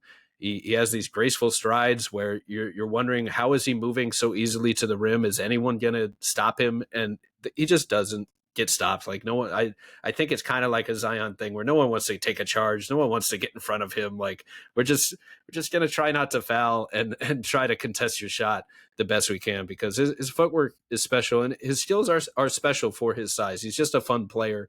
I think any of the teams that we mentioned that I marked as Nowheresville, where the Jazz or the Wizards, the Pelicans, the Nets, the Hornets, Pelicans do have Zion, so they're not quite there yet. But if they trade Zion, then they have officially entered Nowheresville, where they don't have a clear star in place. But that's where the type of teams I think should take a look at Derek Queen. The Jazz, the Wizards, the Hornets, I have here as kind of the guys where you want to see him land in a place that will utilize his strengths rather than try to minimize him into a team role. That I think is the biggest question mark, is that I don't think his skill set is the most scalable, where he can be a D&3 guy off the bench. Like, that's just not the role you want him to be trying to fill. It's like the polar opposite of what he brings. So that's one where I do think the landing spot matters, because you don't want to, like, I'd almost rather overtask him in his role than all these other guys, because I just want him to make mistakes. I want him to play through it. I want him to be like the hub of an offense. And even if that team is bad for a year or two, just get those reps and build out the offense from there, because that's how I think we get the best version of Derek Queen. Was there any other teams that popped out for you? No, not specifically. I agree. Like, a place that's kind of more of a blank canvas is probably the most ideal for Queen to end up. I guess out of the teams in the lottery, and he's a guy I feel like that has like a wide range of. He'll be a lottery pick, but I feel like he has a wide range of landing spots. Even somewhere like Dallas could potentially be interesting. You know, I feel like they're kind of. I wouldn't even say so much in purgatory as they just need pieces to fill out the roster, and maybe guys that can kind of create a little bit more with Kyrie's return up in the air. But I think Dallas would be a place that would be fairly interesting. And same with Brooklyn. They have just a plethora of wings, and I think Queen would probably just be able to, and not a lot of a dearth of ball handlers. So I think Queen would be able to fit into that role and, have some decision-making, playmaking responsibilities. Yeah, that's interesting. I hadn't thought of the Mavs as a landing spot, but thinking it out in my head, I try not to make the direct comps, but it could kind of be similar to this Julius Randle trade that we just saw in Minnesota, where you add a front court playmaker to play with your defensive anchor in Gobert and Anthony Davis, and then your bucket getting star scorer in Kyrie and Anthony Edwards. And maybe you see that the off-ball shooting numbers go up for a guy like Kyrie because of Derek Queen's presence getting into the paint and spraying it out and just making good reads. So I'm not trying to make a direct comp, but just in some similarities as to where that could work out next to that skill set, because AD does kind of cover him up a little bit on the defensive end, and you can kind of utilize his size as a second big next to AD like they did in LA. That worked defensively, and just bend the defense a little bit more to create more scoring avenues for Kyrie as well, who doesn't need help, but it can't hurt to create as many advantages as possible that way. So I do like that shout. You had another thought? Oh, no, I was just saying absolutely. Yeah. And so the next guy I got is Asa Newell here, Mount Verde teammate of Derek Queen back in the day, and Cooper Flagg. Basically, all these players just played at Mount Verde together, pretty much. At least five first-round picks or so. And they might hit with Rob Wright in next year's draft. I mean, they might actually hit all five starters as first-round picks. So that's a TBD. But Asa Newell, to me, one of the highest floors in the draft, if not the highest. I think he does a handful of things very well, like his offensive rebounding, that pinpoint athleticism to high point the ball, I think is his special elite skill that sets him apart from the rest, at least as a rebounder. But I think he can be the ultimate role player in the front court, and there's also enough some of its parts skills there to really like the two-way impact long term, where I love his defensive versatility. Jumped off the page at Mount Verde. I like the improved three-point shot. I think it continues to improve and looks better and better. I think he can attack closeouts. He's got post-up footwork. He has a go-to move, a spin move down there in the post as well. And I just think he can play a little bit of the 4 and guard wings, and then he can play a little bit of the 5 in some lineups against small ball, maybe as a small 5. And so a team like the Sixers pops up to me because he could slide right into their starting lineup and essentially complement everyone right away as like a high-end Aaron Gordon-ish type role player is how I kind of view his ideal role, where you have Storing in the backcourt. You have Paul George and Embiid, and then Newell could kind of slide right into the 4 as another defensive ace that can hit the open 3, attack closeouts off all these scorers. And then you have the added bonus that he can play some 5. So if Embiid misses games, you have kind of a built-in small ball 5 backup option right there as well. And just kind of works for that situation. I also threw the Spurs and the Blazers on there. We've talked about some other teams that could be good next year. Like you just flank another great defender next to Wemby. That seems like a no-brainer. You throw him on the Blazers team full of all these good talent that we've already talked about. Just could be another winning player, a part of that nucleus that they're trying to build there. I think that he just kind of raises their floor another step as they grow. And maybe he's not the guy that everybody wants in the draft, but I think once you're done star hunting, this is the type of player you want. It's the guy that can affect the other team's stars, the guy that can slow them down defensively and still hold his own, where he's not getting picked on anywhere on the court. There is no hole that the other team can take advantage of over a playoff series. So to me, that's if you think there's defensive, like all D level impact upside with a guy like that, then that is kind of the bet you make at this stage. When, like, for me personally, I probably only view 4 or 5 guys as like stars that I'm betting on to be stars. And from there, I'm building out, okay, now I want winning players. And I think Asa Newell is a winning player. So any teams for you pop out? Yeah. So a team like Philly that's been kind of trying to fill that 5th starter power forward, it looks like they're probably going to lose Tre Johnson this offseason because he played a little too well for them. But if they're trying to address that 4 spot, I think Newell is, like you said, tailor-made as far as he can help contribute to the possession battles. He'll rebound really well. He can play as an off-ball defender, play in the passing lanes, and just be a solid team defender. But I think, and I believe he's going to shoot. I think he'll shoot spot ups pretty effectively. Maybe not, off the bat, but within the next few years, potentially even on his rookie deal, will be like a credible spot up threat. So Philly is definitely a place I think would be solid. And now, if they retain their pick, they're probably going to be looking elsewhere if they manage to, because it's protected within the top 6. So I doubt they're going to pick him that high. I doubt Newell's going to go off the board that high in the lottery, but I think he's a player that would slot in there pretty effectively. New Orleans is another one, just trying to acquire front court depth, add a lot of range with the potential to shoot in that front court. I think Newell would pick up well there. And like you said, he's a great finisher. He could be a great lob threat for Zion if they were to go super small and play him. Not super small, but if they were going to go small, play him at the 5, that Zion Newell pick and roll could be fairly effective even early on if he were to land in New Orleans. And then, other than that, he's kind of a difficult player to slot to the late lottery teams because they have a lot of guys that kind of fill that role. But Chicago and Dallas are probably the spots. In Atlanta, honestly, even the spots I'm looking at, I just think the direction that the Hawks have taken is just trying to acquire as much range in the front court as possible to, compensate for any issues Tre has defensively. So I think Newell could slot in there pretty effectively. And then, that's basically it. I don't know if Portland would. I see Tankathon has him going to Portland at the moment. I don't know how that look. They already have guys that kind of fill that role, but I mean that's also an archetype player. I don't think we never have too much. I don't think we have too many guys to 6'10" that rebound as effectively as he does and have potential to shoot. Right. Yeah, I think that's where I end up as well. Great shot with Atlanta there. That's to a T, I think the type of guy they are surrounding and flanking Tre with, especially in the front court that we hit on.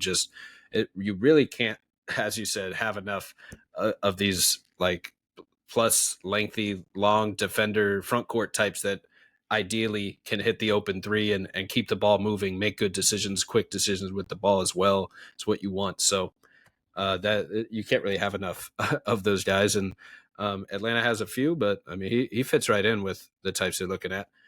So rounding out the lottery here, and I'm glad you brought up the Sixers pick as well, because that is a good factor. They keep it in the top 6, but 7 and below it goes to the Thunder. So we got the Thunder about to maybe win the whole finals, and then they're just going to add a lottery pick too because they have all the picks.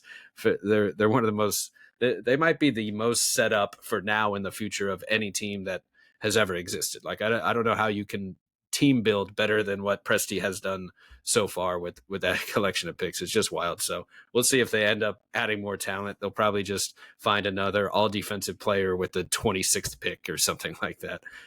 That is what they do. It's what they do. Exactly. So got some offense here. The next few picks, Jeremiah Fears. And I'll just throw these other names out because I actually have kind of the same three teams for all of them. Kasparas Jakucionis, Jase Richardson, Jeremiah Fears.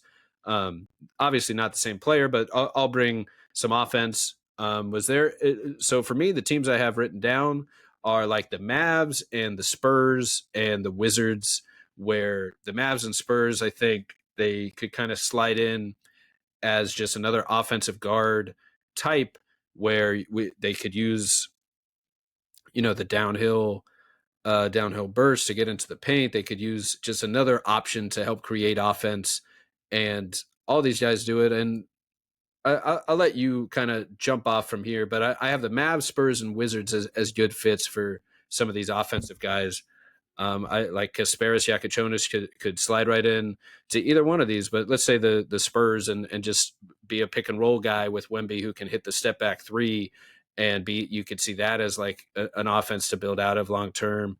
You could see, I think the Wizards have some really great defensive front court guys in place, and they have some smart veteran guards that can hit the open three and just be good team role players. So finding the right offensive guard, I think, could be interesting for them, like maybe a Jeremiah Fears, like that become obviously you know about quick point guards in Washington with John Wall holding it down for all those years. They'd appreciate that. And Fears is a guy that can just attack the paint at will, gets there without worries at all, and you would think would be able to has shown good passes, good scoring, good shooting. Maybe he can kind of set up all these play finishers that they've collected with Bilal and Alex Sarr in the front court, where you have the offense and one of the guards, and then a couple of these front court defenders. That seems like a good fit too. So, was there any one of those that kind of feels like the best match of all those different combos for? I mentioned Jase Richardson, Kasparas Jakucionis, Jeremiah Fears. Just generally, I didn't even notice till right now. I just ended up writing the Mavs, Spurs, and Wizards for all three of them. So I was wondering if any of those kind of stood out to you as a good fit. It's tough because I think like in a vacuum they would fit well with those teams, but especially with the Wizards, like the area of the lottery they're more likely to be picking. I'm just lower on those three guys specifically. Yeah. So I think I am too, relatively, but I see them projected to be in the lottery around basically this range, most often like the 11th to 15th range part of the lottery, the back end. So the Wizards might not be that low, to your point. The Spurs probably will, and then the Mavs, who knows, maybe. Yeah. And it sounds like, it does seem like all these guys are going to go in the lottery because the Wizards have the 18th pick.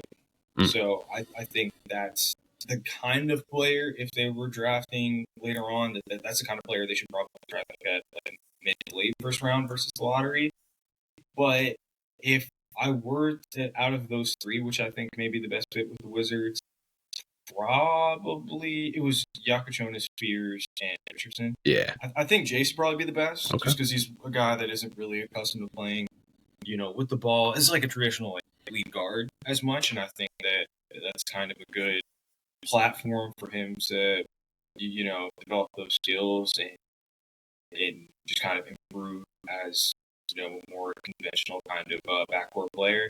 In Washington, I think that'd be a good fit. And with Dallas, I guess they did, like Spencer Dinwiddie is a kind of an approximation of what I'd see like Kasparas Jakucionis being in the NBA. It's kind of like a complementary, like a combo guard that play on and off the ball a little bit. It's like a good pick and roll playmaker. So I think Jakucionis, and that's what we're thinking on, has to go currently. I think Jakucionis with Dallas basically a deal of sense. So, and Fears is one that I see the sell. I do kind of, I see the appeal, I should say, of having a guy who's so effective going downhill and had some like phenomenal moments this year as a one of the youngest players in the SEC, but he's one that I struggle to really pin him with any of these teams. Yeah.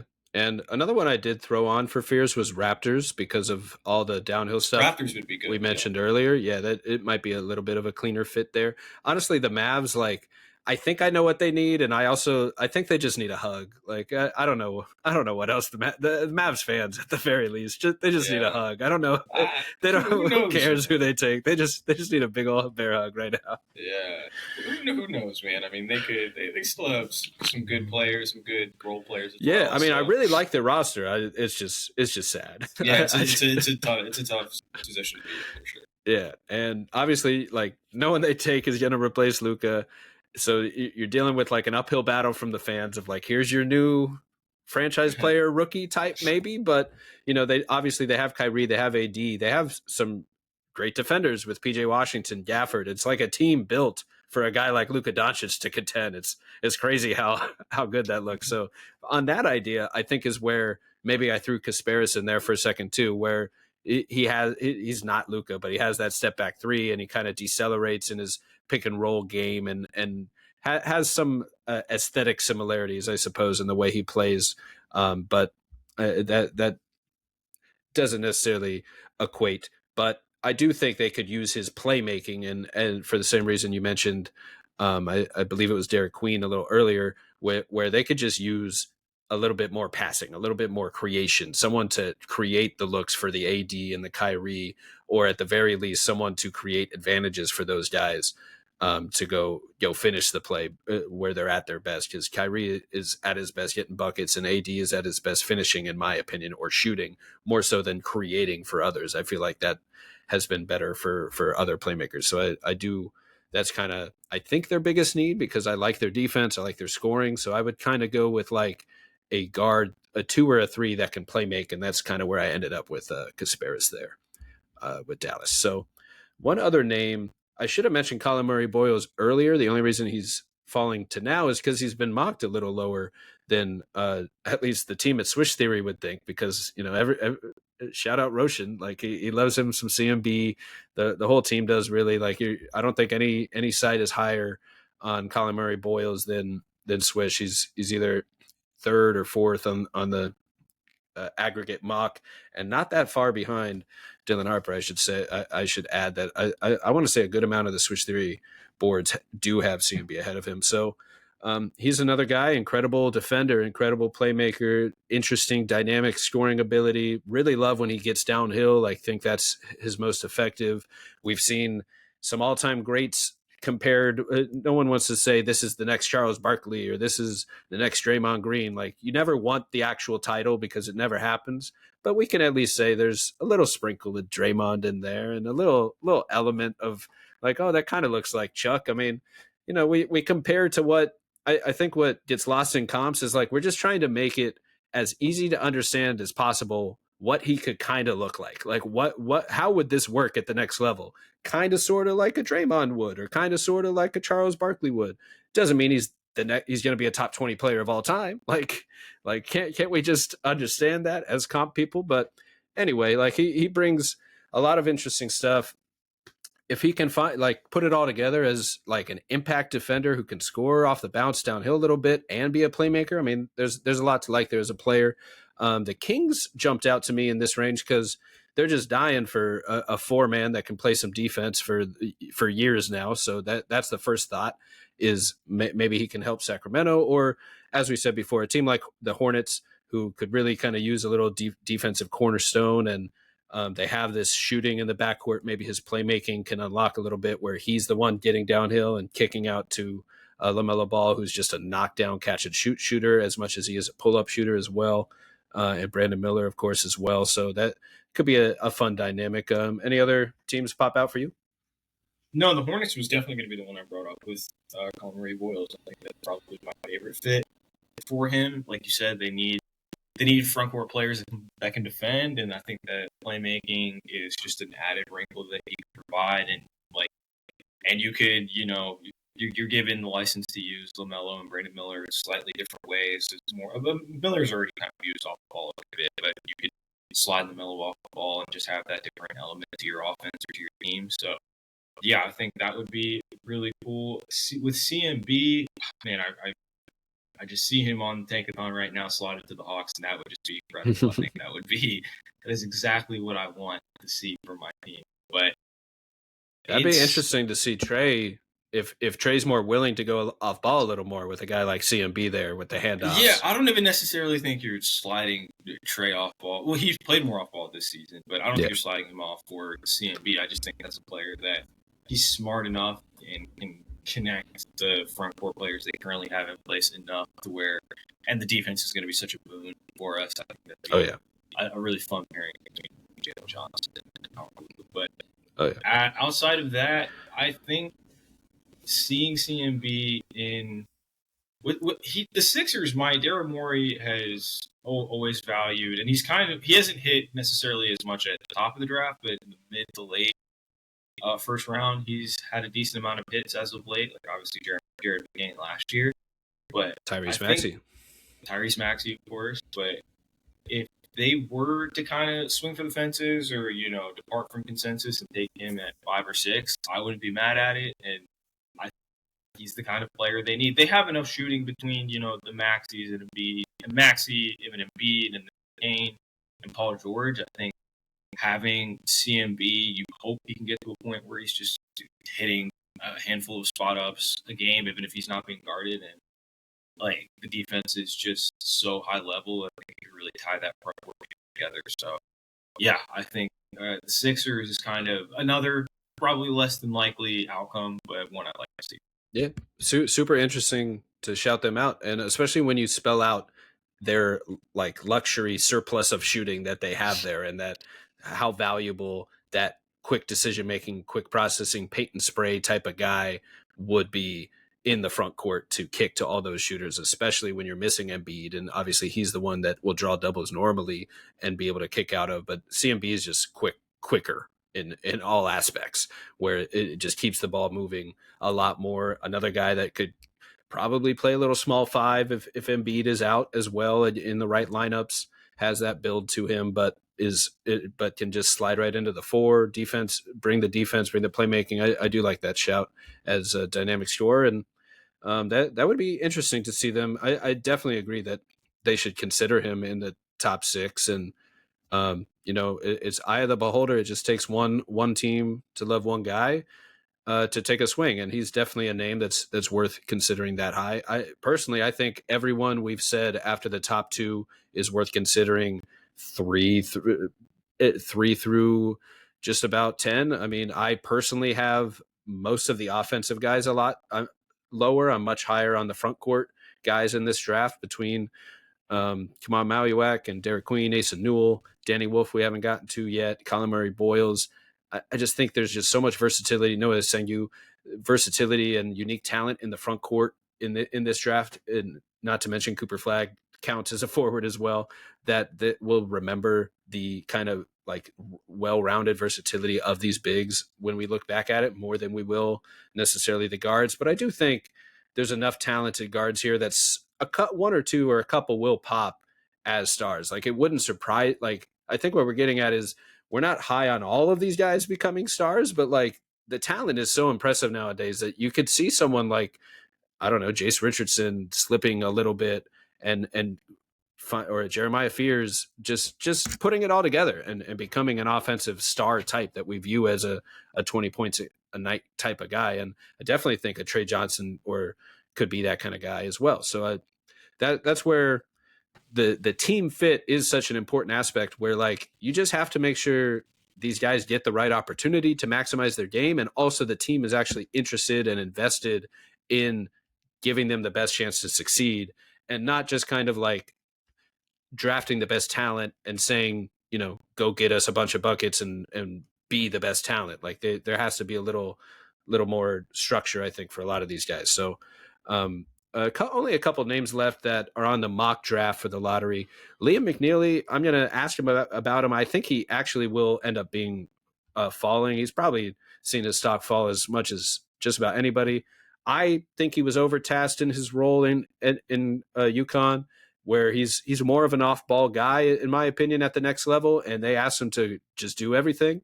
And only didn't have the best results. I do think he can be a knockdown 3-point shooter off ball with a little bit of scoring versatility on ball as well. He can attack the closeout, and he attacks the rim really hard when he is attacking that closeout. And he has enough of a pedigree to me at the high school level as being just a lights out shooter and scorer that I think that shooting will translate still at the very least. And he's big enough to, in theory, be a passable defender. So if he can, not be a negative defender, hit the open threes and attack closeouts, keep the ball moving, I think there's a real role for him in this league. And I put the Kings as the best fit for me because I think he could walk in and fill like that Malik Monk role in the handoffs off of Sabonis very easily. Like that, it just seems like the role he was like born to walk in and play. So a team like the Kings makes sense in that sense, even though I know they are offense heavy now and could use some defense as well. I could see that fit with a Sabonis handoff hub type working really well. Same idea, I guess, for like the Heat. If you threw them next to Bam Adebayo and those handoffs, similar with the Rockets and Sengun, although they have a lot more defense in place, maybe they could just use a little shooting and maybe a scoring bounce that he brings. And I guess I'll say the Spurs again because they can just get it, make anybody good. But they bring in a shooter who's underrated and falls to them or something. Like I'm sure they can fine tune some things and just at the very least, I think he can be an off ball shooter at the next level. So the Kings stand out to me. Any team for you? Yeah, McNeeley, like you said, another guy that I probably view substantially lower than the lottery range, probably towards the end of the first round, maybe the second, probably the second for me. But I mean, that kind of role, kind of just a rotation wing that can hit spot up threes at a high volume at a good clip, and then simultaneously he rebounds really well for that kind of player, that archetype of player. So I think that'd be like you look at what someone like a similar profile to someone like Sam Hauser, for example, who defends better than you'd anticipate because of his size and rebounds well, and like hits threes at a ridiculous clip. So McNeeley, anywhere that needs additional space. I mean, the Magic at the 25th pick, that's the kind of player they would definitely use and want to use. I mean, Atlanta with the Lakers pick at 22, that's another spot where I think McNeeley can find a home or find a role pretty quickly. Yeah. And that with Liam McNeeley, there really isn't a team that I think you would turn down his services or what he brings to the table, but it's more so about how do we value someone with this kind of limited a skill set? Where exactly do we allocate that draft capital? Because you look at the guys that have filled that role well, they kind of are typically or have been more increasingly so being guys like Sam Hauser that you can just kind of find like the older, veteran college players that you could find either on two-way contracts or towards the end of the draft.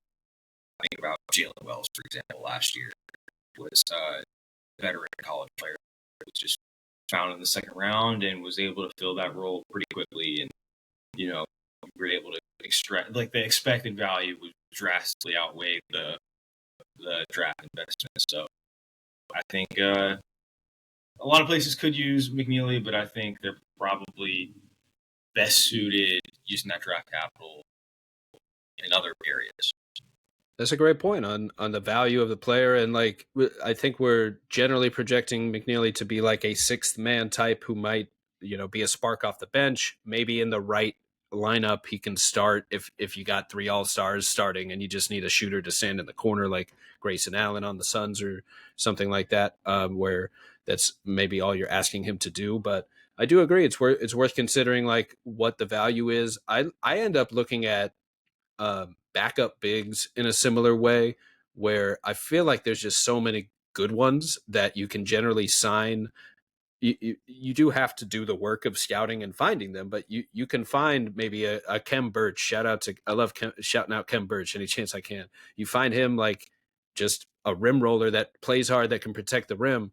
It feels like there's like 5 of those every draft, and it doesn't mean they're all the same, but you can find that type of player often, I feel like. So drafting that guy too high, if that's all he is, could be questionable. But then comes the question of how high could the impact get? because you could say someone like Jared Allen is a rim protecting rim roller and nothing more, but he's still an all-star, all defensive level impact guy for starting on a championship contending team in the Cavs that has incredible success. So, there is the idea of how much potential does he have within the things that he's great at, and how high could that like winning impact on an EPM scale get to if he doesn't round out his game, but he's one of the best in the league at these three things. And so that's more of a thought process for how to value rim rollers and rim protectors that don't necessarily have this expansive, versatile game, but they do the defensive anchor, center, tough rebounding, rim rolling stuff really well. And that's something I go back and forth with on the value, to your point, in the draft, and just wanting to get the most value out of your pick. And that's why, maybe if you're really high on McNeeley, you trade back into the late 20s or late 30s, or maybe you have a early second round pick and hope he slips there. And, that's not the type of talent you trade up for, but if you love him, maybe you trade back, get an extra pick and take him a little later, because he's likely to probably fall. He's been mocked in the lottery quite a bit, but I'm with you that I'm a little lower now. I probably have him in the 20s with some of these other shooters, honestly. But two last names here that I think are arguably some of the highest potential in this draft, and that's Noah Essengue and Danny Wolf. They've been projected kind of late lottery, around the pick that, Giannis was a late lottery pick. Technically, he was that 15th pick. On the contrary, so was like Pokusevski. He wasn't 15, but he was right in that range of like 15 to 18. That's the range to me where it becomes fully acceptable to just take a Hail Mary shot. Like, we're out of the lottery. There's no pressure. No one's mad at you if you miss the pick, really. Like, there probably aren't huge consequences to missing the 17th overall pick, unless you really need that pick to hit for like a Courtney Lee on a Magic championship run or something, and we need a role player to help right now.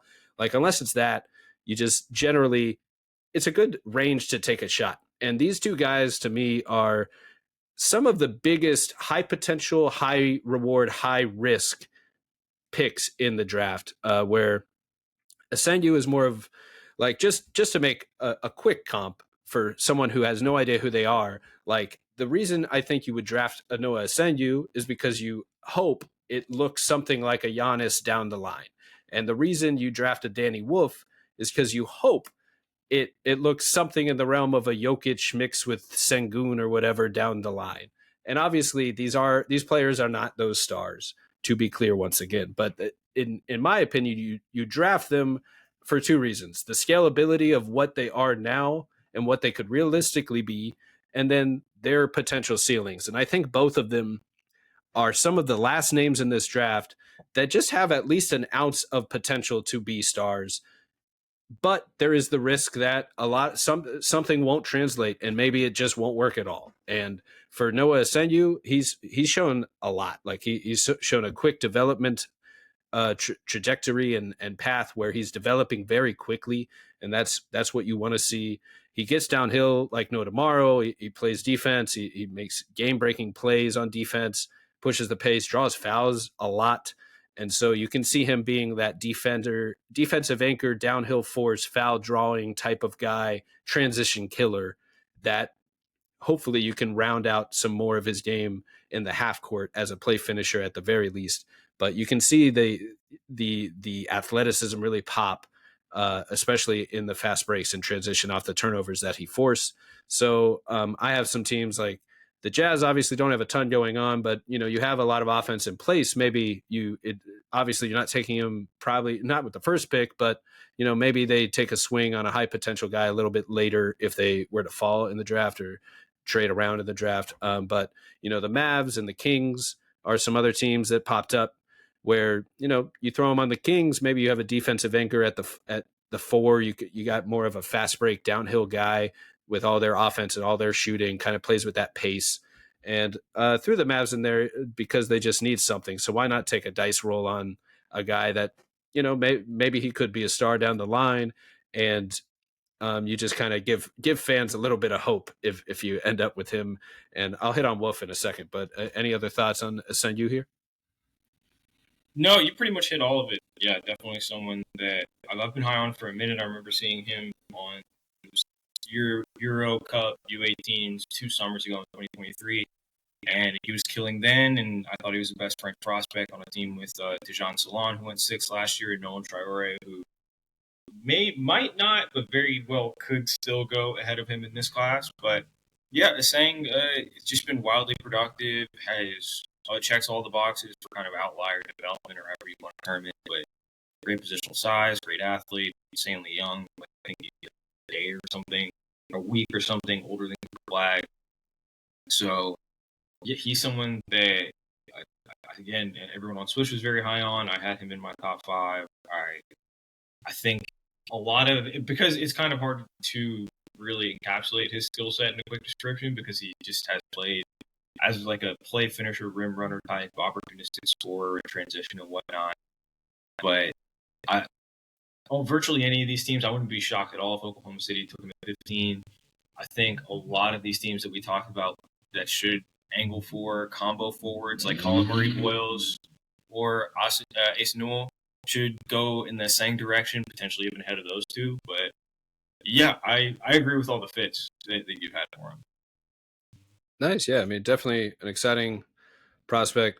Really like the potential there, and just kind of a mystery box, I guess, in the half court of what his role is going to look like, because like you said, he's kind of filled a lot of different roles as he develops and plays professional basketball so young.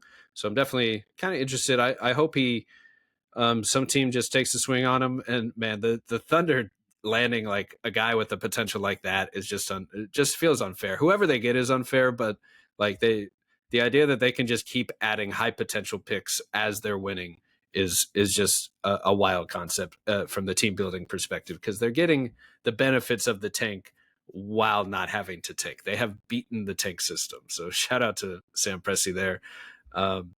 Danny Wolf, super high on him. Obviously, I've talked about him a ton on this pod. He's still 3 on my board because of the potential. I just love the feel, the passing, the vision. Just never seen a player like him be able to be 7 feet tall, play with the pace he does, the handle he does to push the pace, bring the ball up, and just incredible vision where he's making spinning look off, dump off passes, swing passes to the corner, hook passes to the roller, just passing versatility, everything you could want. And then he can shoot the 3 ball. He hits step back threes. He can score on the ball a little bit, like his footwork in the post, finishing at the rim. And his footwork and mobility defensively actually surprised me as well. Like I thought he held his own, especially guarding like on the perimeter at times when he was the 4, while Vlad Golden played a lot of the 5 for Michigan. So, he's a guy that I just think he could be an offensive hub for a team in the same realm that you see Sengun for Houston, or even a Sabonis, maybe a Bam Adebayo, like clearly a handoff playmaking guy.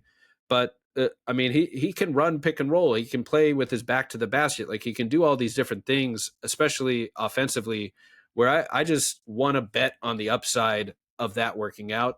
And there are obvious athletic limitations that he doesn't look like an NBA star aesthetically, like from traditional athletic perspectives. But I think he's the right kind of outlier where that field is just worth betting on. So I have teams that could probably use some playmaking and an offensive hub, like the Wizards we've hit on a few times. I think that could slide right in with all that defense in the front court. You could have him at center with some of the defense and kind of balancing him out a little bit. The play finishing that Bilal and Sar bring. Now you get to take advantage of that with Wolf's creation. Maybe you see Wolf run the pick and roll with Sar rolling, or then it flips and Coulibaly's running pick and pop with Wolf popping, or whatever it may be. So that was a team that popped out. I threw the Magic one more time on there. They're not on the lottery, but I think he'd fit great, being just another scoring creator option, running pick and rolls with a Mo Wagner off the bench, and maybe you play a smaller lineup with him and Paulo and Franz. See how that looks, because that could be the offensive breath, the breather that they kind of need. Just kind of, instead of getting them a point guard, you have a point center who can hit the open 3, run pick and roll, defend his own. I do think he might be more of a 4 or a tweener defensively. I am not entirely sold on the defensive center full time type of stuff with him, so that is a concern. But and we mentioned the Pelicans before need a center. I think he could slide right in offensively and fit well. And, that it might not be a defensive anchor, but you get a guy that can pass and shoot off of Zion. Could be interesting. And why not throw the Spurs out there? They got Wembanyama, defensive anchor, to cover him up and rim protect him. So now you could kind of unlock Wolf as a point center, point forward. You have Wemby, this pick and pop, pick and roll, do everything guy next to him. That could be unique enough where that could work as well. And we know they can get the most out of anyone that can dribble, pass, and shoot in San Antonio. And I think he does those things very well. So those are some of the teams that stand out. I just think a team that is star hunting should really consider the offensive creation of Wolf pretty much just as much. To me, it's a similar conversation as a Derek Queen, even though it's different skill sets. Like if you're star hunting and you want an offensive hub to be able to score at the rim, basically create a good look for your team consistently. Like I think Danny Wolf could walk right in and do that kind of thing, especially if the right situation and team is surrounding him where he's just not misused. If you kind of let him do his thing and unleash him, that's what I think you maximize. You get the most out of a Danny Wolf type, and maybe he reaches that potential. But I say all that, and you got to acknowledge that there's a chance that something just doesn't click, and the athleticism isn't quite there, or the shooting, the low free throw percentage is a bad indicator, and the shooting doesn't click, and now he's maybe just a tall, good passer. What exactly is that worth? I do think playmaking at center is a valuable skill for centers, and I don't think he has too many holes in his game. So that, other than making high risk plays that don't work out, that results in turnovers. So he is turnover heavy and not the best free throw shooter, but he racks up a lot of free throws and he tries a lot of risky passes. And I think that's part of the problem, but hopefully he fine tunes that decision making as he develops a little more. Was there any team that stood out for you for Mr. Wolf? Specifically, Brooklyn again, just another spot where he could kind of be encouraged to explore the floor space of his game, just kind of handle the ball in the pick and roll like he did, and just play a more unique role. They have a great coach, and I think we're in a interesting spot schematically. But other than that, not anywhere particularly. I'm trying to think of another place that they could kind of copy paste big to big, like a 4-5 pick and roll like he was doing in Michigan. Maybe. Maybe Dallas with Anthony Davis after you sold me on Queen there. Yeah, maybe Dallas, or maybe even maybe San Antonio with the 14th pick, with the Hawks pick. Yeah, that would be the biggest shocker. Wolf is a guy I'm very interested to see where he lands because he is such a unique player. I feel like teams will move away from risk, but I mean this league, like every other pro sports league, is a copycat league. Double big seems to be in vogue, so who knows? Maybe that's the route some team takes earlier than we're anticipating. That's a great point, how the league has quickly seemingly shifted back to playing a power forward, two bigs at the same time, away from the small ball. And that is where Wolf kind of thrived at Michigan, with a traditional center next to him playing at the four, technically running those 4-5 pick and rolls. So that is kind of the most proven concept, translatable thing I think about him, is that if you set him up with a strong play finisher, rim roller, he can run a mean pick and roll and set up open shooters pretty consistently and probably create a good look for himself while doing it. And that's just the offensive creator scoring engine. Like that's what I'm looking for if I'm betting on, if I'm trying to find an offensive engine. Like that's the number one type of like skill set that I'm looking for. Someone to make quick decisions and create good looks for their team consistently. And that's why I'm so high on Wolf. So one last question here for you. Are there any names we did not hit that could find themselves called on lottery night that might pop up into the lottery and that we just don't see coming? I'll give a shout out to Cedric Coward, who was named on the Zach Lowe show not just a few days ago with J. Kyle Mann, who were talking about the draft lottery. And he mentioned his name, that NBA teams are talking about him enough where it was worth a shout out during the lottery podcast. But we'll see if he goes as high as a lottery or at least first round. I have some other names here that I'll throw at you and maybe see if anyone stands out. But just off the top of your head, any names we did not get to? So it sounds like, well, it's funny, we didn't mention him, but I think in a lot of places he's still projected or seen as a lottery level guy. Yegor Demin from BYU is a player right. yeah. I called Ace Bailey the most polarizing, but no, it's Yegor Demin. Because there are big mainstream mocks that have a lot of sway that have him as a top 10, closer to top 5 level guy, and I think with Swish he ended up second, if I'm not mistaken. So yeah, wide range of possibilities of outcomes. He's a guy who, if he shoots well in a couple workouts in the pre-draft season, that he could maybe see himself skyrocket, because there is so much intrigue with a 6'9" wing with ball skills and solid athleticism. It's people like to project a lot onto that archetype player. So we could see Yegor Demin shooting to the lottery. And if you only caught those first 2 or 3 games, then you were probably sold and you never looked back. Like, you saw all you needed to see, but you should probably check in and see how things went after that.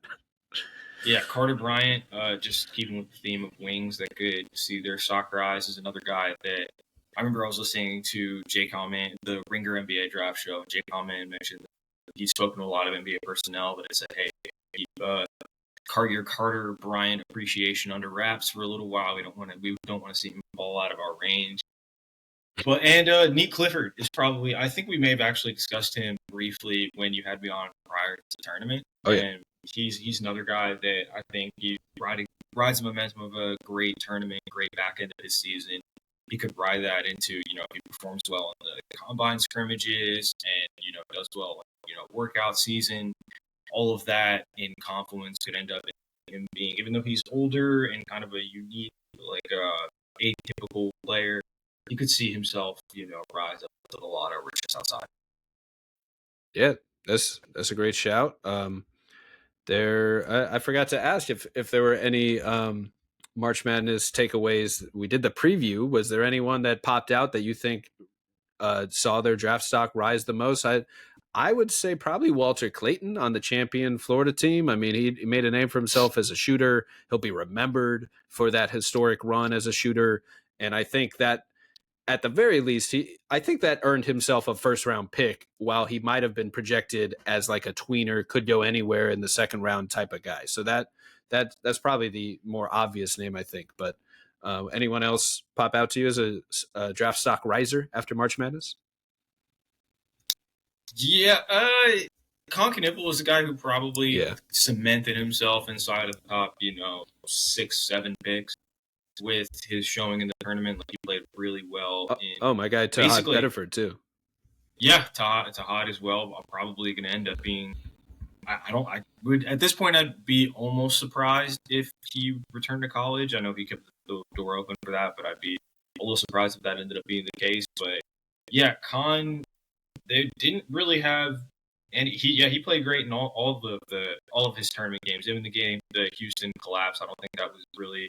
I don't think you could put any of the blame on that at Kon's feet. So I think he did really well. And otherwise, Walter Clayton. It's kind of surprising, like, watching college basketball and seeing kind of Walter Clayton's ascension, and then realizing, guys, he was doing this all year. Yeah. This was this guy, since last November. But yeah, I think Clayton, and who knows, he could have been, with all the players kind of with the new college landscape, all the NIL money available. It seems like a lot of guys are going to go back to school. Clayton could see that, the draft thinning out, turning into him being given a top 20. If Walter Clayton heard his name called within the top 20 picks, I would be surprised at all.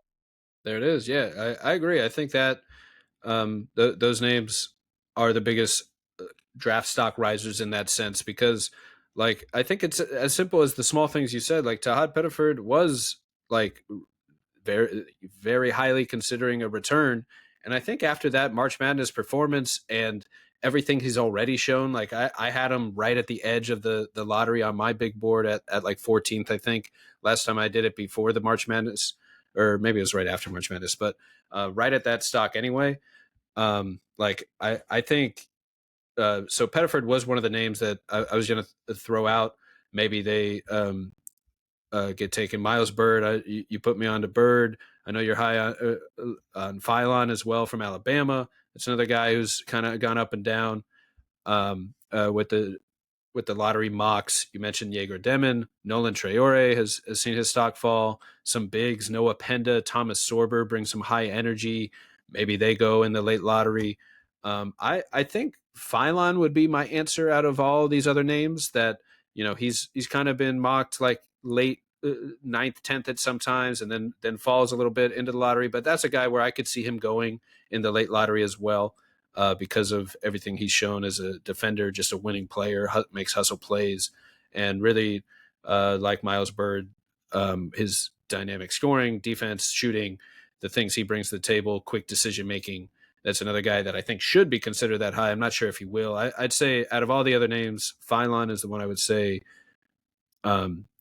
is the one that might actually hear his name. But you never know. Any of these guys could, and I do agree that like Pettiford and Clayton, probably the big draft stock risers. They had the late runs. They were scoring, and they just kind of become household names enough where I think it does matter on the aggregate where more people are simply aware of who you are, and that goes a long way in the way people talk about you in these draft kind of circles where there's a lot of names and a lot of small things could move guys up and down. And so like a memorable performance like that on the big stage, I think it just helps kind of be fresh of mind, especially the last thing you see before the draft itself. So I think it has an effect, but obviously like the real full-time evaluators, like you said, should be aware of Clayton and watching the whole season, or at the very least watching the same sample size they do with all the top 30, top 60 prospects, top 100, however many these teams really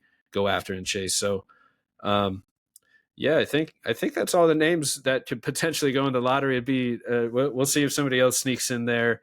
Was there any fits for any of these guys that you would really love to see before we head out? For any of the kind of the throw-ins here at the end that you would like to see? Like, I'd love to see Pettiford on the Magic. I think he's exactly the type of like explosive downhill guard that can shoot, pull up and catch and shoot a little bit, just as an example, and he brings some defense. Was there any team fits for any of these names here for you?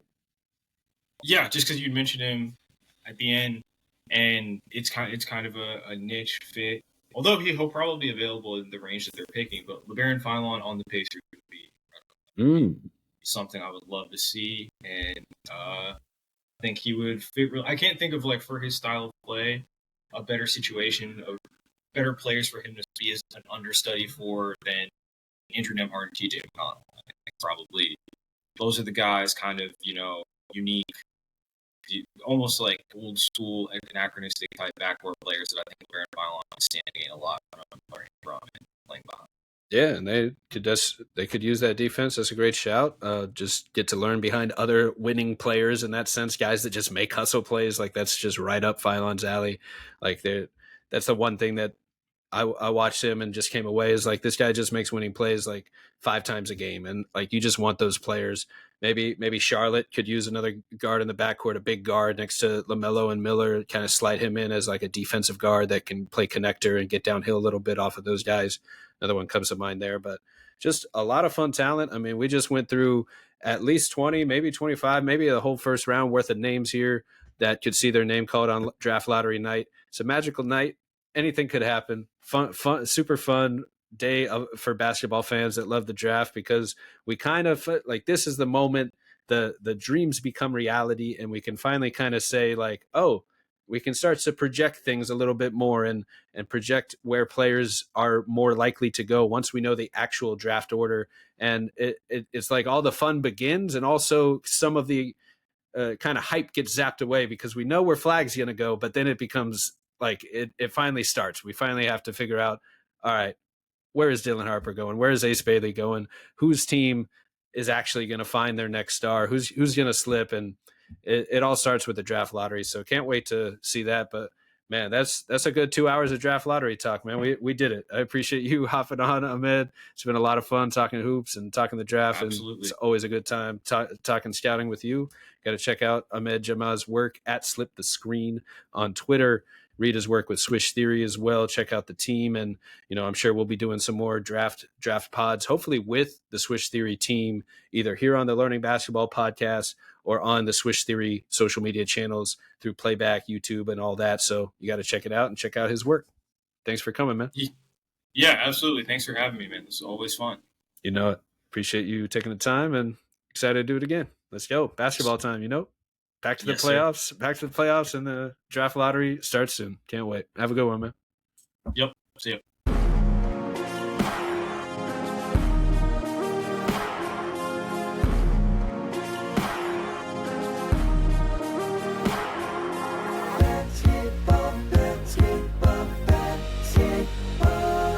With Ryan. Learning Basketball is a Swish Theory podcast hosted from Beyond the Arcade. Hey, that's me. You can find my work on Twitter, YouTube, Substack, and check out the team's writing at theswishtheory.com.